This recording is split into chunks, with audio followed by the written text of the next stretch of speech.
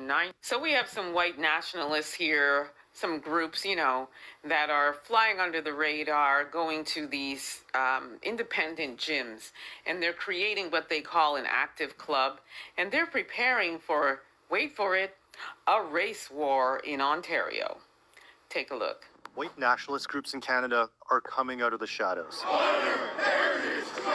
And they're building their combat skills. These new groups are part of a global movement, calling themselves active clubs. In Canada, they have links to terrorist groups and extremist militia-like organizations. They blur their faces and hide their surroundings. We dug through their social media channels and investigated hundreds of videos and images posted by these groups. They recruit white people to tribe and train, and they're on the rise around the world. Atomwaffen Division. It was a neo-Nazi group linked to multiple murders in the US. It was listed as a terrorist entity in Canada in 2021. That's when many former members joined active clubs. It is probably one of the fastest growing far-right extremist threats in Canada. These are people that in many cases are training for what they believe is to be an upcoming race war. The potential for violence and the potential for something catastrophic to happen is extremely high. One of the main groups behind this masked demonstration in Toronto is Nationalist 13, or NS13, based out of Hamilton, Ontario. On Hitler's birthday, the group called him one of the greatest men to ever live, saying, "One day we will see his vision come true." They've been sparring in broad daylight, like in this video from Gage Park in Hamilton.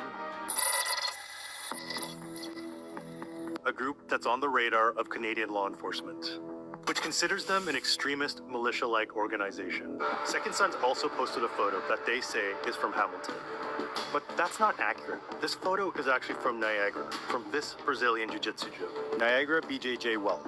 I believe the group that was mentioned in this clip, Nationalist 13, are the ones that we've been seeing around, the city and other parts of Canada with those mass deportation signs and, DEI signs and all of that they've been doing, marching around with masks on their face, more recently outside the CNE grounds in Toronto, chanting and championing for Shiloh Hendricks. Remember her? The one who was calling the young autistic boy in the park the N-word. Remember her? That got the GoFundMe that raised, I don't know, is she at $1 million yet? I think so. I stopped paying attention to that altogether. But that woman.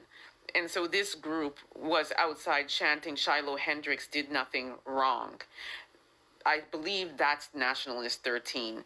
And, they're out here punching each other out, preparing for a race war and, with the goal to confront black and brown people violently when we are just minding our black business and just carrying on with life and fighting for justice.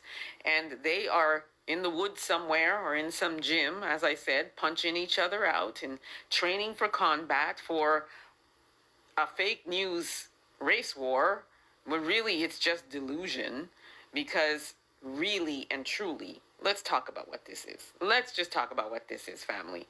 This is fear of irrelevance. This is fear of finally being held accountable for all of the years of atrocities against black people and brown people. By the way, you need to lump yourself in there as well, contrary to what you think, that you're white adjacent and that you also treat black people like garbage. You're on that list too, okay? Just, a side note. So back to this group. Yeah, so they're around Ontario in private gyms mostly, and in, chain gyms, but they're just operating as though they're just there boxing or going to boxing class when they're really preparing for some delusional race war. And again, I say, it's about fear. It's about fear of not being the majority anymore. Add to the list that I already said. And, just their overall fear that they call the Great Replacement Theory. And this is why they're, running around saying that we should all be deported and all of that good stuff. And so, as you heard in the clip, the man was saying that we should probably take this seriously. I guess he's insinuating that, this could be a violent thing, and this group is gearing up for it.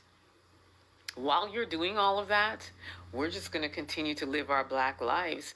But one thing you have to really understand, though, is that the days of us just being attacked by people of other races or people in general are over, okay? There's no way that this group of people can go around just attacking Black people and nothing's going to happen. Have you seen the Alabama brawl? Have you seen what recently happened in Cincinnati? Although that didn't happen in Canada, I'm just saying, just like Black people in the United States, Black people in Canada are fed up too. So we're not going to sit by and allow this group to think that they can come and attack us. It's just not going to go down well, okay? It's not. So your delusion